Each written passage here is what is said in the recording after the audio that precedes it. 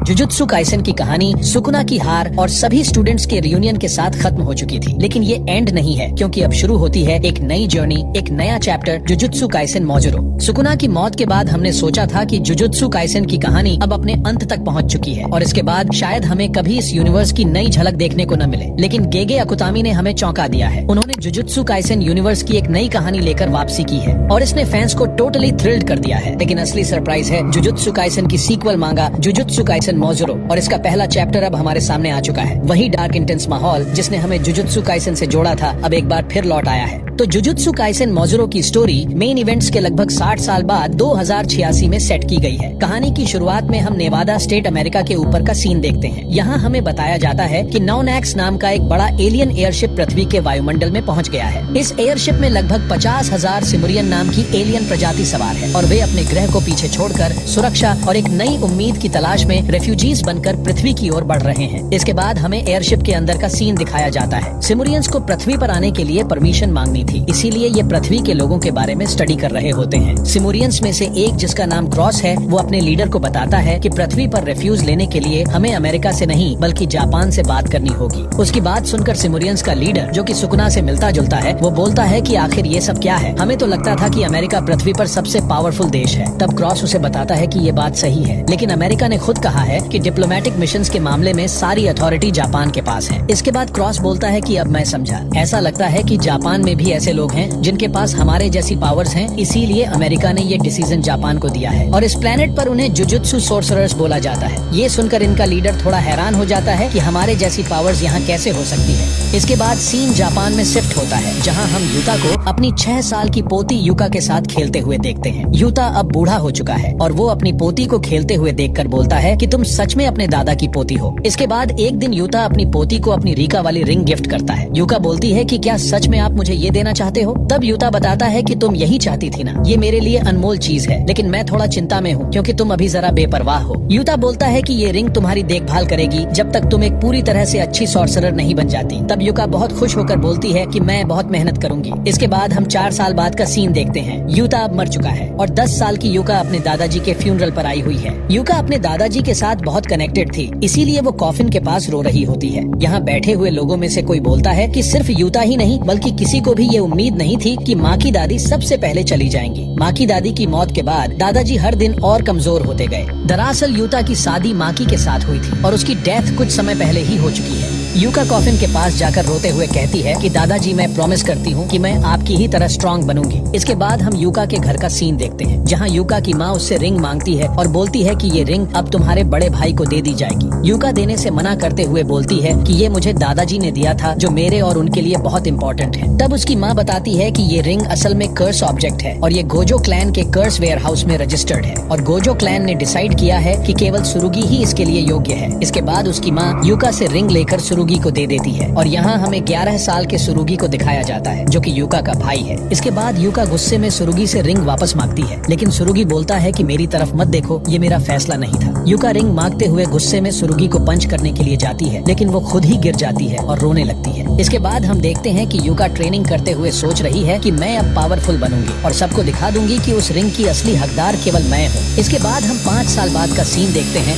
जहाँ से असली कहानी शुरू होने वाली है। किसी जगह पर हम एक छोटे लड़के को रेट्रो आर्केड गेम खेलते हुए देखते हैं और उसके बगल में एक नया कैरेक्टर उससे बातें कर रहा होता है। ये बंदा लड़के से पूछता है कि क्या इस तरह का क्रूअल गेम खेलना सही है। ये बच्चा उसे बताता है कि ये सब नॉर्मल है। तब ये बंदा बोलता है कि अगर ये सच में नॉर्मल है तो फिर अगर ये सब तुम्हारे साथ भी हो जाए तो तुम्हें शिकायत नहीं करनी चाहिए। इसके बाद सीन शिफ्ट होता है। यहाँ हम यूका और सुरुगी को किसी के साथ देखते हैं जो एक सोर्सरर और जापानीज ऑफिसर है जिसका नाम उसामी है। उसामी इन दोनों को यहाँ एक मिशन देने के लिए आया है। यूका अब 16 और सुरुगी 17 साल के हो चुके हैं। यहाँ हमें जापान में हो रही एक नई मुसीबत का पता चलता है। उसामी उन्हें बताता है कि जापान में लोगों खासकर बच्चों को लगातार किडनैप किया जा रहा है और उनकी कर्स एनर्जी का यूज एनर्जी रिसोर्सेज की तरह हो रहा है। वो बोलता है कि पुलिस भी उन्हें ट्रैक नहीं कर पा रही है, इसीलिए हमें लगता है कि इसमें सोर्सरर्स भी इन्वॉल्व हो सकते हैं और इसीलिए मैं चाहता हूँ कि तुम तीनों इसकी जांच करो और जो भी सबूत मिले उसकी रिपोर्ट तुरंत हायर अप्स को दो, चाहे वह प्रूफ कितना ही छोटा क्यों ना हो। इस बात पर यूका पूछती है कि वो तीसरा बंदा कहाँ है। तभी उनके सामने एक सिमुरियन आता है जो खुद को इंस्पेक्टर मारू के रूप में इंट्रोड्यूस करता है। स्पेसशिप में हमने जिस क्रॉस को देखा था, मारू उसी सिमुरियन का भाई है। क्रॉस ने मारू को पृथ्वी पर सोर्सरर्स और यहाँ के लोगों के बारे में स्टडी करने के लिए भेजा है, जिनके पास उनके जैसी पावर्स हैं। इसीलिए उसामी मारू को यूका और सुरुगी के पास लेकर आया है। हालांकि मारू एक एलियन है, ये बात सिर्फ उसामी जैसे कुछ गिने चुने लोग ही जानते हैं। यहाँ मारू बताता है कि वो एक विदेशी सोर्सरर है। इस बात पर यूका हैरान हो जाती है कि जापान के बाहर भी जुजुत्सु सोर्सरर्स हैं। इसके बाद यूका मारू को बताती है कि कर्स एनर्जी एक प्रकार की इमोशनल एनर्जी है जो केवल जापानी लोगों से निकलती है। इसीलिए जुजुत्सु सोर्सरर्स केवल जापान में ही पैदा होते हैं, लेकिन आप जैसे कुछ रेयर सोर्सरर्स भी हैं जो जापान से नहीं है। ये सुनकर मारू बोलता है कि मैं समझ गया, किडनैपर्स केवल जापानियों को टारगेट कर रहे हैं क्योंकि वो लोग कर्स एनर्जी के पीछे हैं। तब उसामी उसे हाँ बोलते हुए बताता है कि मानव तस्करी की दुनिया में जापानी ऊंची कीमतों पर बिकते हैं। मारू की बात सुनकर सुरुगी चिढ़कर बोलता है कि इस आदमी को बेसिक भी नहीं पता है, इसके साथ मिशन पर जाने से मैं पागल हो जाऊंगा।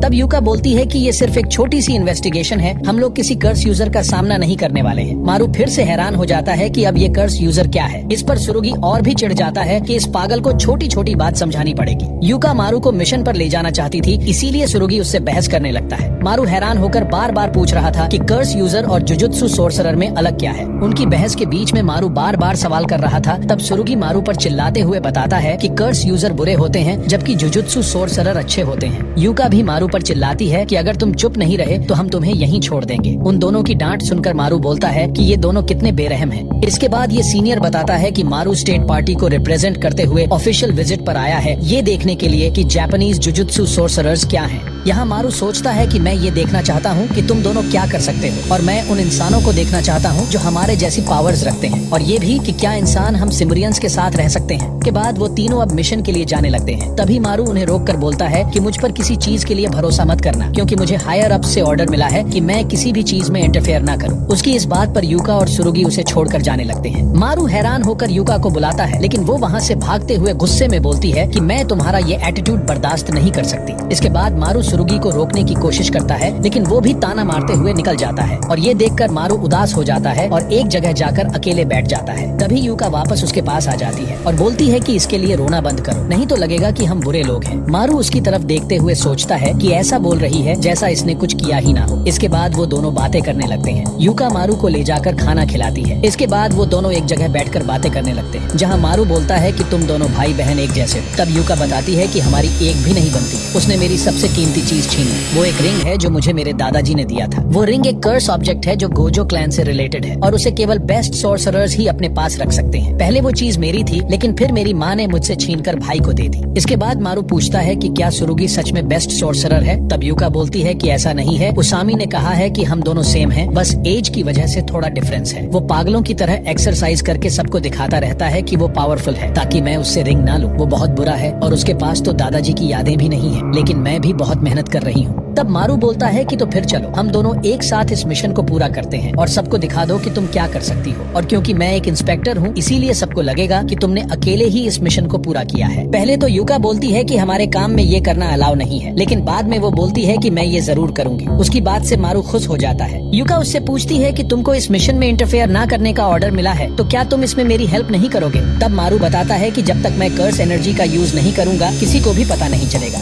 इसके बाद दोनों मिशन में लग जाते हैं, और जहाँ से बच्चे गायब हुए थे वहाँ ये दोनों सर्च करना स्टार्ट कर देते हैं। बहुत देर सर्च करने के बाद भी मारू को कुछ नहीं मिलता और वो थक कर वहीं लेट जाता है, लेकिन यूका को कुछ पता चलता है। इसके बाद यूका मारू को डायरेक्शन चूज करने को बोलती है, और मारू जो भी डायरेक्शन चुनता यूका पहले ही उसे नोट में लिख लेती। कुछ देर बाद यूका उसे डायरेक्शन वाली नोट दिखाती है। मारू देखता है कि जो डायरेक्शन नोट में लिखा है वही मैंने चूज किया था, लेकिन मारू को कुछ समझ नहीं आता है और वो पूछता है कि लेकिन इससे क्या होगा। तब यूका उस पर चिल्लाती है और बताती है कि इस रास्ते पर विजुअल गेज मैनिपुलेशन और कर्स डाला गया है। इसका मतलब रास्ते को इस तरह इंचेंट किया गया है कि इंसान ऑटोमेटिकली उसी दिशा में जाएंगे जो कर्स कास्टर चाहता है। ये सुनकर मारू हैरान हो जाता है। यूका उसे समझाती है कि ये कर्स रास्ता सिर्फ ट्रैप नहीं है, बल्कि यह एक बैरियर टेक्निक एक्टिवेट करने का ट्रिगर है। मतलब अगर कोई इंसान उसी ऑर्डर से रास्ते लेता रहेगा तो ट्रैप एक्टिव हो जाएगा और वो बैरियर में फंस जाएगा। मारू बोलता है कि इस टेक्निक का यूज करके बच्चों को चुपचाप फंसाना आसान है। इसके बाद मारू बोलता है कि तुम बहुत अमेजिंग हो यूका, सबको अब पता चल जाएगा तुम कितनी टैलेंटेड हो। तारीफ सुनकर यूका शर्माते हुए बोलती है कि ये बड़ी बात नहीं है, कोई भी स्किल्ड सॉर्सरर ऐसा कर सकता था। और तभी वहाँ सुरुगी भी आ जाता है और मारू से बोलता है कि तुम कहाँ पीछे रह गए थे। मारू सोचता है कि ये भूल गया कि इसी ने मुझे पीछे छोड़ा था। इसके बाद सुरुगी यूका से बोलता है कि लगता है कि तुमने भी बैरियर को सेंस कर लिया है, लेकिन अगर तुम लोग ऐसे ही पाथ पर चलते रहे तो पकड़े जाओगे। मारू हैरान हो जाता है कि इसने पहले ही बैरियर का पता लगा लिया था। इसके बाद सुरुगी उनसे बोलता है कि मैं एक टूल लेने जा रहा हूँ और वो वहाँ से चला जाता है। यहाँ यूका के लिए मारू सैड हो जाता है। यूका बोलती है कि इसमें तुम्हारी गलती नहीं है, लेकिन तुम मेरे लिए ऐसा क्यों फील कर रहे हो। तब मारू बताता है कि मेरा भी एक जुड़वा भाई है और हम दोनों के बीच बिल्कुल नहीं बनती, क्योंकि वो मुझे निकम्मा समझता है। मुझे बुरा लगता है कि हम दोनों एक दूसरे को कभी नहीं समझ सके, इसीलिए मैं नहीं चाहता कि तुम दोनों हमारी तरह दर्द में रहो। मारू उसे रिंग के लिए बातचीत करके समझौता करने के लिए बोलता है, लेकिन यूका बोलती है कि मुझे अपने भाई की चिंता जरा भी नहीं है, मुझे तो केवल किसी भी हाल में वो रिंग चाहिए। ये सुनकर मारू सोचता है कि इसके अंदर से इमोशन चला गया है और तभी वहाँ सुरुगी टेप लेकर आता है। वो तीनों उस जगह पर आते हैं जहाँ से ट्रैप शुरू होता है। सुरुगी बोलता है कि मैंने रिपोर्ट पूरी कर ली है और अब इस रास्ते को बंद करने का काम करते हैं। यूका बोलती है कि भले ही हम सभी रास्तों को ब्लॉक न करें, लेकिन कम से कम हम कंडीशन को फुलफिल होने से रोक देंगे। इसके बाद वो उस रास्ते में टेप लगा देते हैं ताकि सब यहाँ से दूर रहें। लेकिन तभी एक बच्चा दौड़ते हुए उसके अंदर चला जाता है। वो उसे रोकने के लिए तुरंत दौड़ते हैं, लेकिन उसके अंदर जाते ही बैरियर एक्टिवेट हो जाता है और वहाँ एक बड़ा सा हाथ आता है और बच्चे को लेकर गायब हो जाता है। ये देखकर तीनों हैरान हो जाते हैं। सुरुगी सोचता है कि अगर उसने स्पेशल ट्रांसफरेंस को एक बैरियर टेक्निक की तरह यूज किया है तो हम एक टॉप टायर कर्स यूजर का सामना करने वाले हैं। सुरुगी अपनी कटाना निकालते हुए यूका और मारू से बोलता है कि तुम दोनों उसामी को रिपोर्ट करो, मैं उस बच्चे के पीछे जा रहा हूँ। लेकिन यूका भी साथ आने के लिए बोलती है। तब सुरुगी उसे मना करते हुए बोलता है कि मैं साबित कर दूंगा कि मैं तुमसे ज्यादा पावरफुल हूँ। इस बात से यूका चिढ़ जाती है और वो भी टेप के अंदर आके सुरुगी के बगल में खड़ी हो जाती है। तभी वो हाथ फिर से आता है, लेकिन वो सिर्फ सुरुगी को अपने साथ ले जाता है और उसकी कटाना वहीं रह जाती है। यूका हैरान हो जाती है कि उसने केवल सुरुगी को ही क्यों उठाया, लेकिन उसकी कटाना देखकर यूका बोलती है कि कटाना एक कर्स टूल है। इसका मतलब जिनके पास बहुत ज्यादा कर्स एनर्जी है, ये बैरियर उन्हें रोकता है। मतलब यह सोर्सरर्स को घुसपैठ करने से रोकने के लिए है। मारू हैरान होकर पूछता है कि तुम्हारा भाई भी तो एक सोर्सरर है। तब यूका बताती है कि उसके पास कर्स एनर्जी नहीं है, इसीलिए उसे कर्स टूल का यूज करना पड़ता है। दरअसल माकी की तरह सुरुगी के अंदर भी कर्स एनर्जी नहीं है, वहीं यूता की तरह यूका के पास बहुत ज्यादा कर्स एनर्जी है।